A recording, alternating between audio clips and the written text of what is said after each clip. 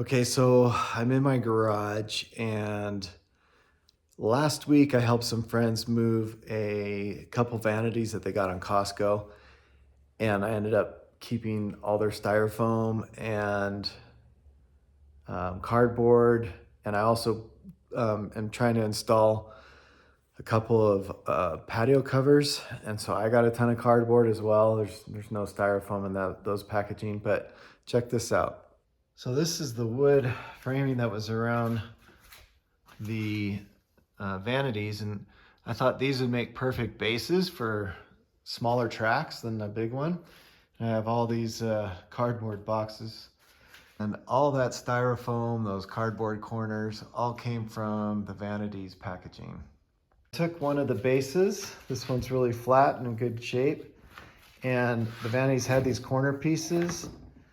And so I just laid out a few tools, and I have my rock crawler here for reference to try to do track sizes and things like that.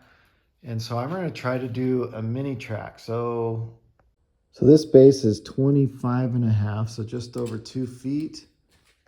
And the long ways is 63.5, so a little over 5 feet, a few inches over 5 feet. So it's a little bit bigger than like half the size of the big one that was built off of a 4x8. So we're at like 2 and a bit and a little over 5. So I'm going to see what I can squeeze in here. And I'm thinking I want to get at least a suspension bridge, a hill to climb, articulation section, and just some general driving around. So I'm going to see what I can get in this and see how long this one takes me now that I've kind of have experience building one. So I'm going to call this one Track Build 2, and we'll see how it goes.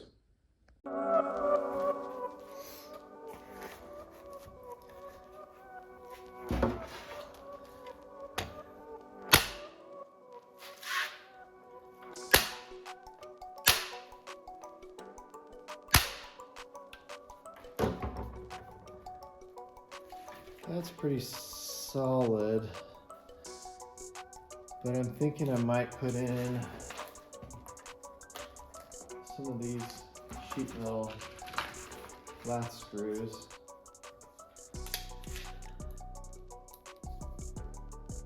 For extra security.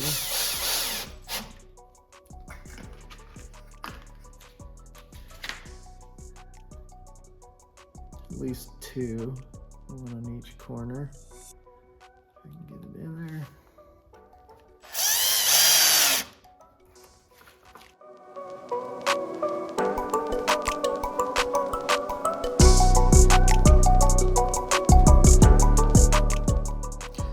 As you know, I pretty much make these things up as I go. So what I wanted to try to do is make the framework a little bit more. Instead of using full sheets of cardboard, I wanted it to be more open, because I found that I used the lower tracks, like on this course. These lower tracks I don't really run too often. There's no real obstacles. It's kind of a cave, it's kind of hard to see. And even this one, I mean, you can run through it, but it's not as fun to do so. So my goal on this one is to try to make it more open, so you can always see where the truck is and see the obstacles that you can run on. And that way you can walk around the whole course and be able to run everything. And so I feel like I can make it more usable this way, but it's an experiment, and we're gonna find out together how it works.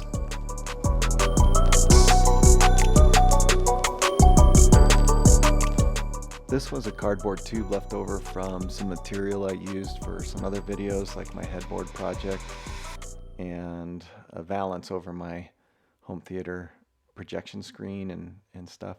So anyway, the more trash I got to use up.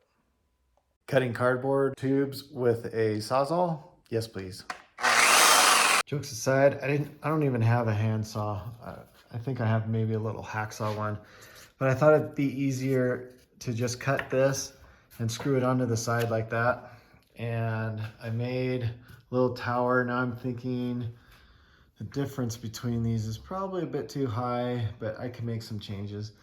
And now I just need something to go on the inside of these, to go up, to support the bridge and start making more of the structure.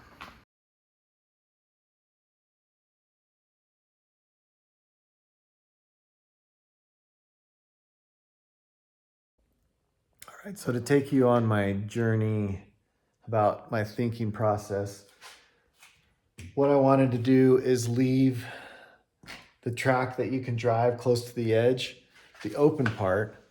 And so I'm still thinking maybe I can use cardboard for the inner side. And I've got an idea that I've been toying with in my mind about how to do a space here that would still be functional for the actual car, and the structure of the cardboard, like on this track, would still be there. And so I think I'm going to do the inner parts with the sheets of cardboard. And I was kind of debating whether or not to buy some better shears where I could just cut lines easier than using a box cutter, so I can get some angles and stuff. It's easier with the scissors. So I might go get some kind of more robust industrial scissors. And yeah, and I gotta go back up to the mountains and find some sticks so I can make another suspension bridge. So if you've seen some of my other videos of like house projects, I took all this stainless steel off a railing project I did at a cabin, and I have so much of this, and this works out super well for the suspension bridge. It's durable, it's not going to rot, it's stainless steel wire, and I've got more than this. And so yeah, it's a rat's nest and I got to clean it up, but I'm gonna use some more of this. So I might make a couple bridges as I collect it, and it's easy enough to just go through. Actually use this drill press with a very thin blade that just barely fits the stainless steel. And so I need to collect sticks now. Maybe the dogs can help with that one.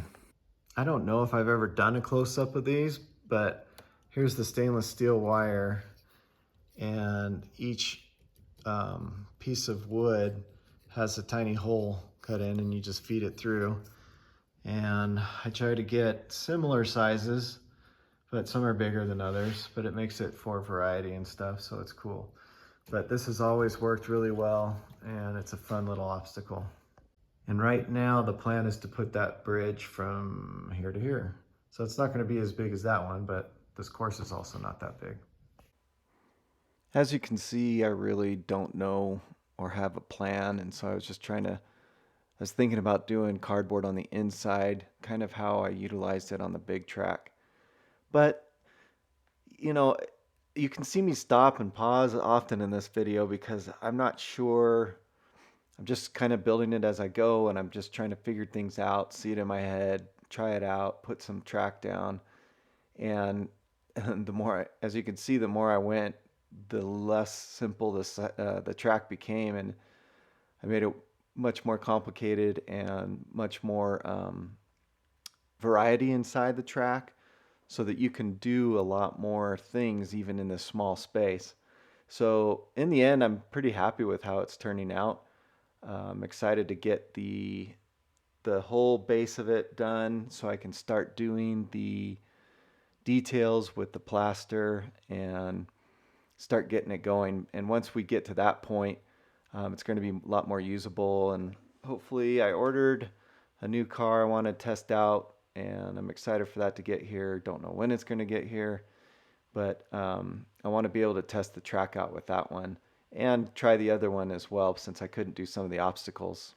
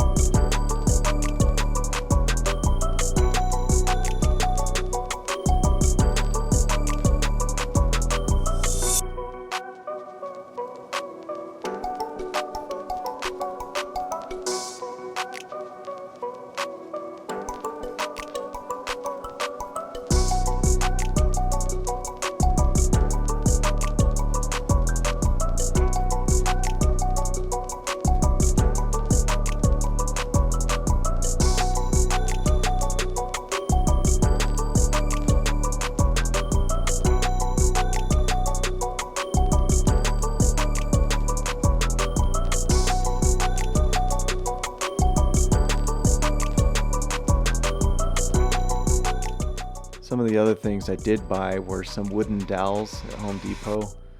I don't remember, they were like less than $2 for some of them. And they came in handy for stiffening up some of these overhang areas. And so, but everything else, and I'm not even going to count the price of like the screen because I had that left over from a project I did up at the cabin. And so just so you guys know, I'm not going to price out every little thing like, oh, this must have cost, I only used a portion of this screen and the whole thing cost $30, so I must be $27. I'm not going to do that. I bought it for something else. I had it sitting in my garage for well over a year. So I am using that. So these popsicle sticks I've also had for years, and I just bought a whole huge box for craft projects, I guess. And so I've got a ton of those as well. And I just use hot glue gun to apply those on here. Okay, so I'm wrapping up 3 hours of work right now. I'm gonna keep better track of the time so you guys know how much time I put in. You saw me put cardboard down here, and I thought this would be a cooler thing to do. I got a little safety wire, because if you start falling from here, you're going all the way to the ground. It's not like my other one where you can, well, if you fall the right way, you fall on the track. But, so I've got this, and one thing I wanted to try on this build is a V-notch. So I've got a hill climb V-notch in here, and this is something that I had left over, and so I thought I would try that out for just getting some shape so I don't do everything in cardboard and try to give it more shape than just kind of a flat surface. So I go outside of the boundaries a lot, and actually I started making this way more intricate than I had originally planned, but that's all right. I always build these as I go, and it just happens. So I have it so you can come around, come down here. You can go back up this way for a hill climb. Then I decided to do like a side road. And I was thinking about maybe possibly wrapping it around from like here to the outside and then meet up right back here. Not sure yet. Let me know what you guys think. And then I have this space underneath on this side. So I was thinking about coming through, doing a track that comes out again around, and then be able to meet up with this opening as well. And then this would come around, and I think I'd have to do it in a way where you can meet up with the other trails. So I'd probably come around and you can go right in through there. But how I need to figure out where to go on this side. Do I go around that and come around? So we'll see. But now I decided I'm going to do 2 suspension bridges, one on this level and one on the top level. So on this middle level, it'll carry around. And again, I was trying to do the screen work, and I'm going to fill it with foam. I stuck popsicle sticks in like I did with the course over there, and that has held up really well. So it just adds a neat little stability, I guess.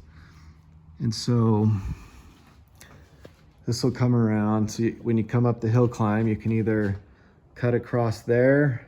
I don't know if you can make a right-hand turn to go on the suspension bridge, but you probably keep climbing up that way. And so now I need to figure out something else, because I just realized the top track is all on its own. There's no way up there. So I got to figure that out.